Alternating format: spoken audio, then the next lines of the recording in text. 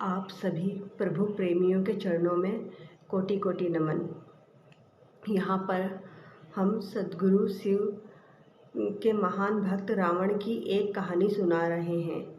आखिर क्यों शिव ने उन्हें कैलाश के शिखर से नीचे गिरा दिया। शिव तांडव स्तोत्र हिंदी में।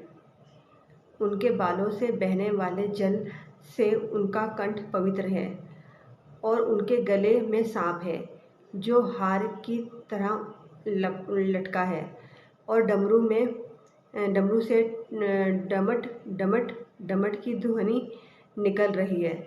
भगवान शिव शुभ तांडव नृत्य कर रहे हैं। वे हम सबको संपन्नता प्रदान करें।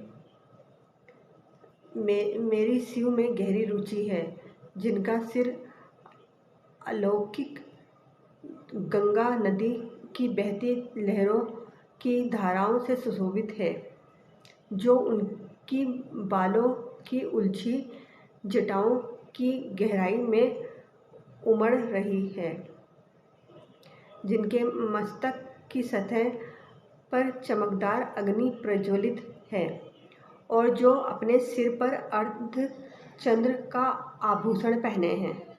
मेरा मन भगवान शिव में अपनी खुशी खोजे। अद्भुत ब्रह्मांड के सारे प्राणी जिनके मन में मौजूद हैं, जिनकी अर्धांगिनी पर्वतराज की पुत्री पार्वती है, जो अपनी करुणा दृष्टि से असाधारण आपदा को नियंत्रित करते हैं, जो सर्वत्र व्याप्त हैं और जो दिव्य लोकों को अपनी पोशाक की तरह धारण करते हैं। मुझे भगवान शिव में अनोखा सुख मिले, जो सारे जीवन के रक्षक हैं। उनके रेंगते हुए सांप का फन लाल भूरा है और मणि चमक रही है। ये दिशाओं की देवियों के सुंदर चेहरों पर विभिन्न रंग बिखेर रहा है, जो विशाल मदमस्त हाथी की खाल से बने जगमगाते दुशाले से ढका है। भगवान शिव हमें संपन्नता दें। भगवान शिव में संपन्नता दे। जिनका मुकुट चंद्रमा है, जिनके बाल लाल नाग के हार से बंधे हैं, जिनका पायदान फूलों की धूल के बहने से गहरे रंग का हो गया है, जो इंद्र विष्णु और अन्य देवताओं के सिर से गिरती है। शिव के बालों की उलझी जटाओं से हम सिद्धि की दौलत प्राप्त करें। जिन्होंने कामदेव को अपने मस्तक पर जलने वाली अग्नि की चिंगारी से नष्ट किया था, जो सारे देवलोकों के स्वामियों द्वारा आदरणीय हैं, जो अर्धचंद्र से सुशोभित हैं। मेरी रुचि भगवान शिव में है, जिनके 3 नेत्र हैं, जिन्होंने शक्तिशाली कामदेव को अग्नि को अर्पित कर दिया। उनके भीषण मस्तक की सतह डगद की ध्वनि से जलती है। वे ही एकमात्र कलाकार हैं जो पर्वतराज की पुत्री पार्वती के स्तन की नोक पर सजावटी रेखाएं खींचने में निपुण हैं।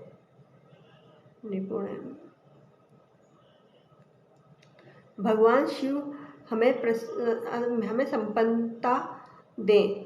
वे ही पूरे संसार का भार उठाते हैं, जिनकी शोभा चंद्रमा है, जिनके पास अलौकिक गंगा नदी है, जिनकी गर्दन गला बादलों की परतों से ढकी अमावस्या की अर्धरात्रि की तरह काली है। मैं भगवान शिव की प्रार्थना करता हूँ, जिनका कंठ मंदिरों की चमक से बंधा है, पूरे खिले नीले कमल के फूलों की गरिमा से लटकता हुआ, जो ब्रह्मांड की कालिमा से दिखता कालिमा साफ दिखता है। जो कामदेव को मारने वाले हैं, जिन्होंने त्रिपुर का अंत किया, जिन्होंने सांसारिक जीवन के बंधनों को नष्ट किया, जिन्होंने बलि का अंत किया, जिन्होंने अंधक दैत्य का विनाश किया, जो हाथियों को मारने वाले हैं, और जिन्होंने मृत्यु के देवता यम को पराजित किया। मैं भगवान शिव की प्रार्थना करता हूँ, जिनके चारों ओर मधुमक्खियाँ उड़ती रहती हैं। शुभ कदम के फूलों के सुंदर गुच्छे से आने वाली शहद की मधुर सुगंध के कारण जो कामदेव को मारने वाले हैं, जिन्होंने त्रिपुर का अंत किया, जिन्होंने सांसारिक जीवन के बंधनों को नष्ट किया, जिन्होंने बलि का अंत किया, जिन्होंने अंधक दैत्य का विनाश किया, जो हाथियों को मारने वाले हैं, और जिन्होंने मृत्यु के देवता यम को पराजित किया। शिव, जिनका तांडव नृत्य नगाड़े की डिमिड डिमिड तेज आवाज श्रृंखला के साथ लय में है, जिनके महान मस्तक पर अग्नि है, वो अग्नि फैल रही है नाग की सांस के कारण गरिमामय आकाश में गोल गोल घूमती हुई। मैं भगवान सदाशिव की पूजा कब कर सकूंगा? शाश्वत शुभ देवता जो रखते हैं सम्राटों और लोगों के प्रति संभाव दृष्टि, घास के तिनके और कमल के प्रति, मित्रों और शत्रुओं के प्रति, सर्वाधिक मूल्यवान रतन और धूल के ढेर के प्रति, सांप और हार के प्रति, और विश्व में विभिन्न रूपों के प्रति मैं कब प्रसन्न हो सकता हूँ? अलौकिक नदी गंगा के निकट गुफा में रहते हुए, अपने हाथों को हर समय बांधकर अपने सिर पर रखे हुए, अपने दूषित विचारों को धोकर दूर करके शिव मंत्र को बोलते हुए, महान मस्तक और जीवंत नेत्रों वाले भगवान को समर्पित इस स्तोत्र को जो भी पढ़ता है, याद करता है और सुनता है, वह सदैव के लिए पवित्र हो जाता है और महान गुरु शिव की भक्ति पाता है। इस भक्ति के लिए कोई दूसरा मार्ग या उपाय नहीं है, बस शिव का विचार ही भ्रम को दूर कर देता है। सद्गुरु रावण शिव का महान भक्त था और उनके बारे में अनेक कहानियाँ प्रचलित हैं। एक भक्त को महान नहीं होना चाहिए, लेकिन वह एक महान भक्त था। वह दक्षिण से इतनी लंबी दूरी तय कर के कैलाश आया। मैं चाहता हूँ कि आप बस कल्पना करें, इतनी लंबी दूरी चल के आना, और वो शिव की प्रशंसा में स्तुति गाने लगा। उसके पास एक ड्रम था जिसकी ताल पर उसने तुरंत ही 108 छंदों की रचना कर डाली।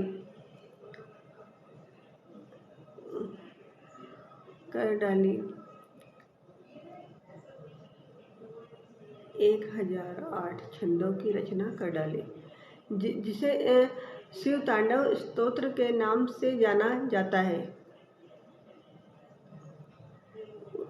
उसके संगीत को सुनकर शिव बहुत ही आनंदित व मोहित हो गए।